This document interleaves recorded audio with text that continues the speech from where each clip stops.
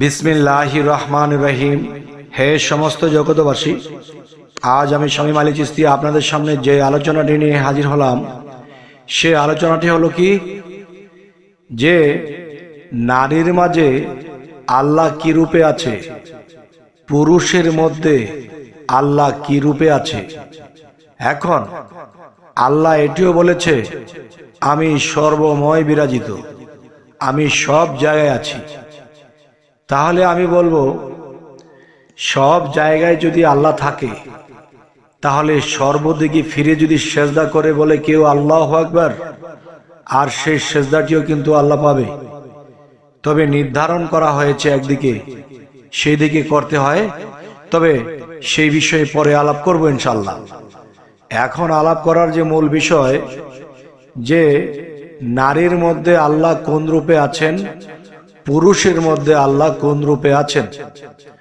তবে দেখেন, যে মানুষ একটা কথা বলে থাকে যে মানুষের মধ্যে আল্লাহ বাস করে। আমি বলবো যে এই কথাটি না বুঝে বললে সঠিক নয়, তবে কি বুঝে বললে এটা সঠিক হয়।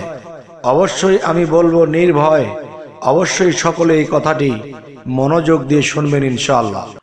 সেই কথাটি হলো, দেখুন, যে আমি যদি বলি বা আপনি যদি বলেন যে আল্লাহ নিরাকার, তবে একটি কথা হলো যে নিরাকারের কথা কিন্তু কোরআনেও এসেছে। যেরকম যে আল্লাহ নিরাকার, তাহলে নিরাকার শব্দের অর্থ মানুষে যেটা নামায়, এটা কিন্তু সঠিক নয়। নিরাকার শব্দের অর্থ কি আসে, যে বেশিরভাগ মানুষে না বুঝে কি বলে থাকে, নিরাকার শব্দের অর্থ নামিয়েছে যার কোনো আকার নেই। তাহলে আমি বলবো, দেখেন, আমরা কিন্তু পৃথিবীতে বসবাস করি, বাতাস কিন্তু দেখতে পাই না, কিন্তু বাতাস দেখি না বলে কিন্তু বাতাস আছে। তাহলে আমরা অনুভব করি বাতাস গায়ে লাগছে, তাহলে হয়তো বাতাসের আকারটা আমরা দেখছি না। তো বাতাসকে যদি আকার রূপে কেউ দেখতে চায়, তাহলে সে কিন্তু একটা জিনিস দেখেন, নির আকার। যেমন আমি যদি একটা বক্স বা একটা পুতুল বা একটা কিছু বানিয়ে সেটার মধ্যে যদি আমি পানি ভরে রাখি, পানি ভরে সেই পুতুলটাকে যখন ফ্রিজে রেখে দেব, তখন সেই পুতুলের ভিতরে পানিটা যখন চাক্কা হয়ে যাবে, বরফ হয়ে যাবে, তখন পুতুলের উপরের খোসাটা বের করে ফেললে তখন ভিতর থেকে হুবহু একটা পুতুলের আকৃতি বের হয়েছে। তাহলে একটি ভাষায় যদি বলা হয় যে নীর অর্থ পানি, আবার আরেকটি ভাষায় নীর অর্থ পাখির ভাষা, তো আরেকটি ভাষায় নীর অর্থ যদি পানি হয়ে থাকে, তাহলে পানির কি রং, পানির কি স্রোত, পানির কি তার ধরন। তা এখন বলবো, পানির নিজস্ব কোনো রং নেই, সে সবসময় বান্ডের রঙে রং ধরে থাকে। লাল বান্ডে রাখলে পানি লাল দেখা যায়, সবুজ বান্ডে রাখলে পানি সবুজ দেখা যায়। তাহলে সে ভান্ডের রঙে রং ধারণ করে। তাই বলবো যে আল্লাহ মানুষকে একটি বলে থাকে, যে কেউ বলে আল্লাহ মহাপুরুষ, আবার কেউ বলে আল্লাহ নিরাকার, আল্লাহ দেখা যায় না। আসলে এই কথাগুলো ঠিক নয়। এখানে বিষয় এটাই যে দেখেন, যে একটা মানুষকে যখন আগুন, পানি, বাতাস, মাটি দিয়ে তৈরি করা হলো, তখন কিন্তু এই বডিটা চলবে না।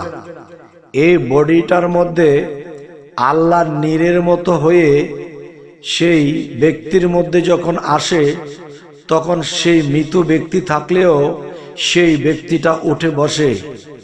এই কথাগুলো যারা না বুঝবে এবং বোঝার চেষ্টা করবে না, তারা আছে অন্য কোনো শিক্ষার বসে। তাই বলবো, আমরা যেতে চাই না পরকালে ফেসে। কথাটি আপনারা হাসি মুখে নেবেন এবং হেসে হেসেই উত্তর এবং প্রশ্ন চলবে। দেখেন, যেই কথাটি আমি বলতে চাচ্ছি, যে নারীর মধ্যে আল্লাহ কোন রূপে, পুরুষের মধ্যে আল্লাহ কোন রূপে। তো দেখেন, সৃষ্টি বলতেই নারী, আল্লাহই একমাত্র মহাপুরুষ। যেমন দেখা যায় যদি বলা হয় আল্লাহকে যদি মহাপুরুষ আমরা বলে থাকি, তাহলে আল্লাহর মধ্যে কিন্তু শুধু পুরুষত্বই নেই, আল্লাহর মধ্যে নারীত্ব আছে। যদি বলা হয় আল্লাহর মধ্যে নারীত্ব কিভাবে, আল্লাহ কি মেয়ে মানুষ? তবে আমি বলবো দেখেন যে মোহাম্মদী নূরকে সৃষ্টি করা হয়েছিল সর্বপ্রথম। এই মোহাম্মদী নূর যদি সৃষ্টি না হতো তাহলে জগতের কিচ্ছু সৃষ্টি হতো না। তাহলে মোহাম্মদী নূরটাকে সিফাতি নূর বলা হয়েছে, আর আল্লাহ স্বয়ং নিজে জাতি নূর। এবং সেই সিফাতি নূরটাই হলো আপনার নারী শক্তি, আর জাতি শক্তি হলো জাতি নূরে আল্লাহ। তাই বলবো হে সমস্ত জগতবাসী, যদি সিফাতের মধ্যে জাত না মিশে তাহলে সেই সিফাত চলার বসার কোনো ক্ষমতা নেই। আর সেই সিফাতি নূরে আগুন, পানি, বাতাস, মাটি এটি সৃষ্টি হয়েছে। আর সেই পাওয়ার বা আলোরূপে সে আল্লাহ যদি না থাকে, সেই জাতি নূর যদি সিফাত নূরের সাথে না থাকে, সে কখনোই সেই পৃথিবীতে কিছুই করতে পারবে না। তাই বলবো হে সমস্ত জগতবাসী, মোহাম্মদী নূরটাই হলো সিফাতি শক্তি, তার মানে নারী শক্তি। আর সেই সিফাতি নূর বা সেই নারী শক্তি কোথায় ছিল? সে আল্লাহর সাথেই মিশেছিল। আল্লাহ যখন হাজার হাজার বছর ধ্যান করেছিলেন, তখন আল্লাহ থেকে সেই সিফাত নূর আলাদা হয়েছিল। সেই সিফাত নূর আলাদা হওয়ার পরে সেই নূরকে জিজ্ঞাসা করা হয়েছিল যে কে তুমি? সেই নূর বলছিল আমি আমার, তুমি তোমার। এখানে বড় কথা নয়, এখানে বিষয়টা হলো নূর তো আলো, আর আলো কি কখনো কথা বলে? কিন্তু নূর কথা বলতেছে। তাহলে বোঝা গেল কি, সেই নূর যদি কথা বলে থাকে, তার মুখমণ্ডল আছে, চোখ আছে, নাক আছে, মুখ আছে, তার মানে সে নারী শক্তি।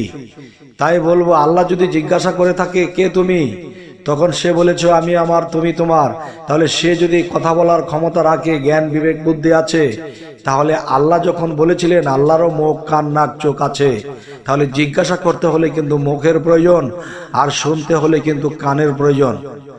যাই হোক, এখন আমি বলবো যে আল্লাহ নীর আকার, যেরকম নীর কখনো দেখা যায় পানির কোনো রং স্রোত কিছু দেখা যায় না, সেই নীর যখন কোনো ভাণ্ডে রাখা হয় তখন সেই ভাণ্ডের রূপ, ভাণ্ডের রং, ভাণ্ডের স্রোত ধরে।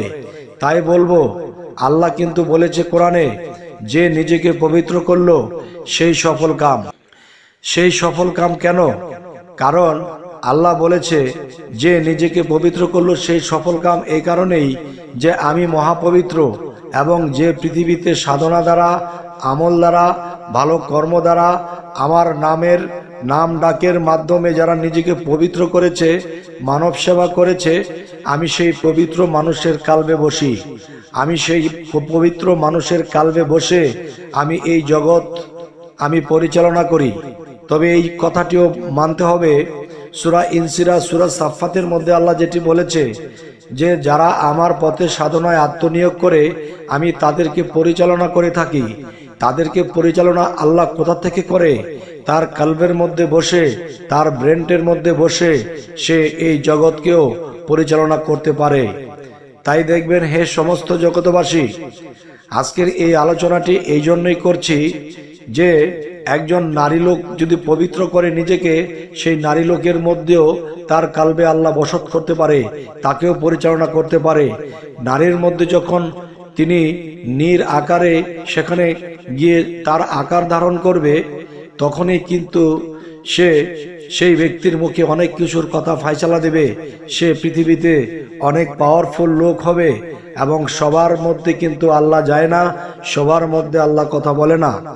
তাই আমি এটিও বলবো, যদি কোনো পুরুষ লোক নিজেকে পবিত্র করে এবং তার কালবের মধ্যে বসে, সেই কালবের মধ্যে বসে এই পৃথিবীতে থেকে এই পৃথিবীকে আল্লাহ পরিচালনা করে কোনো মানুষের মাধ্যমে। তাই বলবো কোরআনে বলেছে আল্লাহ নিরাকার, 100% সত্য, কিন্তু নীর কিসের আকার? নীরেরও তো আকার আছে। এখন আমরা যদি কেউ বলি যে আল্লাহ দেখা যায় না, আল্লাহ নিরাকার, আল্লাহর কোনো আকার নেই। আল্লাহ কিন্তু এই কথাটা যদি আল্লাহকে আমরা বলে থাকি তাহলে আমাদের অনেক বড় শাস্তি হবে। কেন? আল্লাহ কি বলেছে? কুল হু আল্লাহু আহাদ আল্লাহুস সামাদ। যে সামাদ শব্দে কি বলেছে? আমি স্বয়ং সম্পন্ন, আমার কোনো কিছুর অভাব নেই। এখন আল্লাহকে যদি বলি যে আল্লাহ তোমার আকার নেই, তখন কিন্তু আমাদের কারো জবাব নেই। তখন আমাদেরকে দোজখেই নিক্ষেপ করা হবে যে তোমরা আমাকে অভাবগ্রস্ত বানিয়েছিলে, যে আমার কোনো আকার নেই। তাই বলবো, হে সমস্ত জগতবাসী, আজকের এই কথাগুলো যদি কোনো নর্মাল জ্ঞানী লোকেও শুনে, সেও কিন্তু বুঝবে, এবং মধ্যজ্ঞানীরা তো খুব তাড়াতাড়ি বুঝবে, আর জ্ঞানী লোকেরা তো শোনার সাথে সাথেই তাদের নলেজে এসে যাবে যে হ্যাঁ, কথাগুলো ঠিক। এখন এই কথাগুলো যদি হয় ঠিক, তাহলে অবশ্যই আমরা ধরতে হবে একটা দিক। সেই দিকটা হলো কি? যে আল্লাহ কি বলেছে? আমি পৃথিবীতে নবী রাসূলদেরকে প্রেরণ করেছিলাম, এখন সেই নবুয়াত আমি খতম করে দিয়েছি। এখন বেলায়েতের যুগে একজন কামেল মুর্শিদের কাছে গেলেই তোমরা সেই হাতটা কি নবীর হাত মনে করো, সেই হাতটা কি রাসূলের হাত মনে করো, আর সেই রাসূলের হাতটাই আমি আল্লাহর হাত হবে। সুবহানাল্লাহ। এত সুন্দর ফয়সালা, এত সুন্দর সিস্টেমে আল্লাহ বলেছে, এবং আমরা কিন্তু এটি সহজে বুঝি না। কোরআনে লেখা আছে একরকম, আমরা বুঝতেছি আরেক রকম, যার ফলে এই পৃথিবীতে আমরা এই অবস্থায় আছি। না বোঝার কারণে কষ্ট পাচ্ছি, আল্লাহকেও আমরা মনে কষ্ট দিচ্ছি, আমাদের ইবাদত, আমাদের সাধনা ঠিক মতো হচ্ছে না। যাই হোক, হে সমস্ত জগতবাসী, যদি আজকের কথা আপনাদের ভালো লাগে, অবশ্যই একজন কামেল মুর্শিদের কাছে যাইয়া আপনারা অবশ্যই এই শিক্ষাগুলো নেবেন। যেই পথ আপনার 12 বৎসরের লাগবে, সেই বৎসর আপনি এমনকি 12 মাসে বা 12 সপ্তাহে সেখানে পৌঁছে যেতে পারেন। কারণ এই জন্যই আল্লাহ পৃথিবীতে প্রতিনিধি সৃষ্টি করেছেন, প্রতিনিধিদেরকে পাঠিয়েছেন, যাদের মাধ্যমে আল্লাহকে আমরা সহজে লাভ করব। একা একা কখনো আল্লাহ পাওয়া যায় না। এই যে রুকু সেজদা দিচ্ছি তো দিচ্ছি, এই সেজদা যে আমরা দিচ্ছি, কোথায় দিচ্ছি, কাকে দিচ্ছি, তাও কিন্তু বুঝতে পারছি না। তাই বলবো, হে সমস্ত জগতবাসী, একজন কামেল মুর্শিদের মধ্যে আল্লাহ বিরাজমান, আমরা সেখান থেকে বাকিটা জেনে নেব। অবশ্যই যদি এই ধরনের আলোচনা আপনাদের ভালো লাগে, এই চ্যানেলটিকে সাবস্ক্রাইব করে নেবেন। সকলেই ভালো থাকবেন। আল্লাহ হাফেজ।